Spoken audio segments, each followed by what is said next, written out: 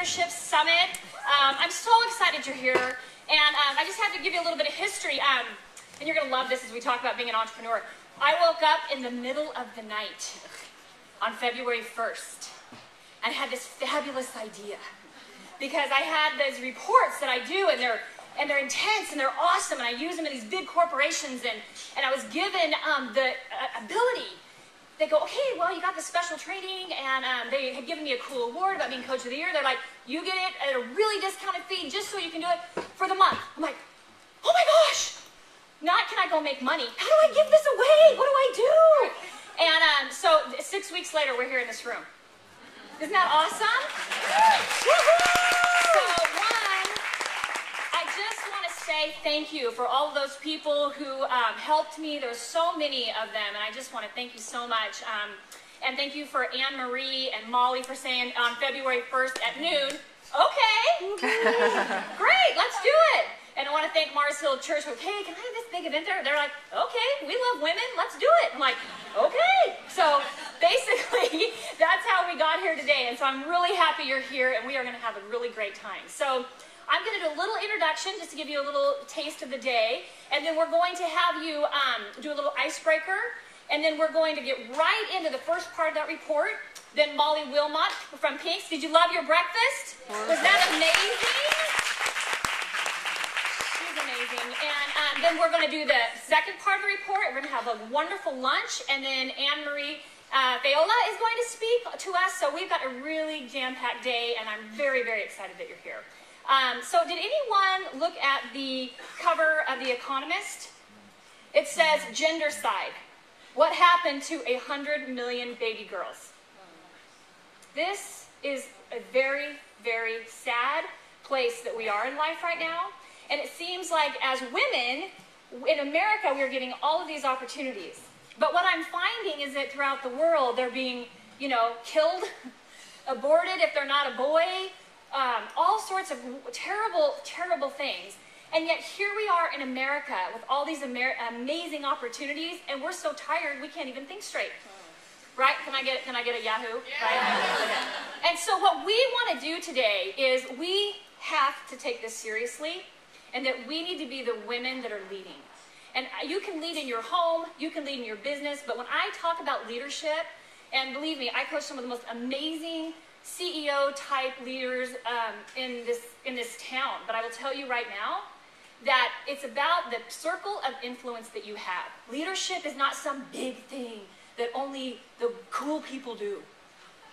Although they are pretty cool, I gotta tell you. But what I'm saying is that it's your sphere of influence. And so when you hear leadership, when we talk about, like a lot of things we're gonna talk about, we're going to gear toward the business world. We're gonna gear toward that. But I want you to translate that into, what am I leading? What do I need a vision for? What do I need to live my values by? Okay, so can you translate that with me? Because you all have a purpose. And that purpose is very important to me that you find. And so that's what we're going to start doing today. We're going to lay the groundwork for you to start living by your purpose, knowing your values, honoring them, taking care of your side, and we're going to rid this. All right? Is anyone behind me? All right.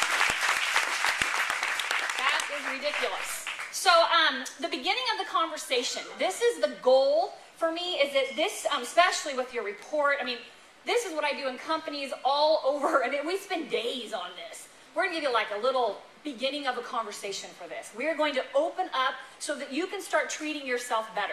The first conversation that I want you to have that starts from today is to yourself. All right, so can you please check your negative self-talk at the door? Can you all commit to that? Yes. All right, so watch your story and make sure that it's a good one, all right? And the second piece is I want to start conversations with each other. You have a friend in this room that you haven't met yet, and it's your objective to find her. Okay? Everyone take that challenge up. And a lot of you are so extroverted that I don't find out a problem. I already have the stats on you, so I got your number.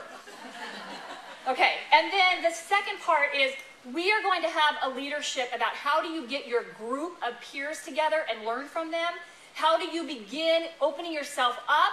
And how do you begin this journey to being the leader that you were meant to be, living the purpose that you're supposed to live, and fulfilling your destiny and having a fulfilled life, not a tired one.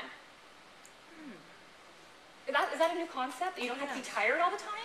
Like, I would like for you to take the word busy out of your vocabulary. How can we do that? How can you do that? We're going to replace the word busy with intentional. What do you think about that? All right. Okay, that's where we're headed. Yes. Okay, so leadership has 4 aspects that we're going to cover. 1 is the who, the second is the what, the third is the how, and the fourth is the why.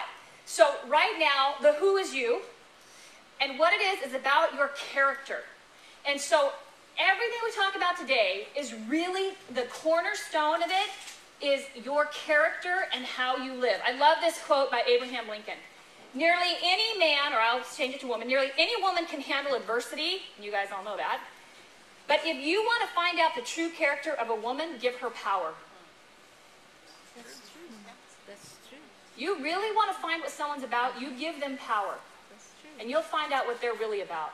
Because when the pressure comes on, you're going to see how they handle it. And so I will tell you, the worst leaders are the ones that criticize the people above them. Because that's all they looked at, and all they did was criticize the leader that was the woman that was leading them, or the man that was leading them. And so that was all that they had as a model of what they want to do, and they became the same thing. It happens over and over again. Which I know none of you are experiencing the fact that I never want to be like my mother. I'm never doing that when I grow up, right? Well, if you don't change your thought pattern and get a new viewpoint, you're going to stay the same. Okay? So we're going to retool you to be able to think differently. The what we're going to talk about, what is your certain part, that will be at the end of the day when we start taking action steps. I'm going to touch on that.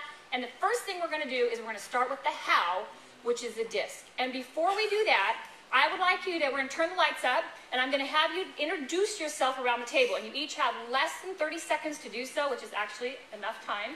And so I want you to give us your name, what you do, and for you women who stay at home with your children, you say that proudly.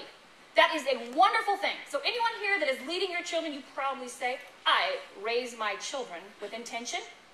And I will applaud you personally. And then what you do that you love. And then an interesting fact about you. Okay, so if you are a D or an I, you should start first. You already know what you are, so start first.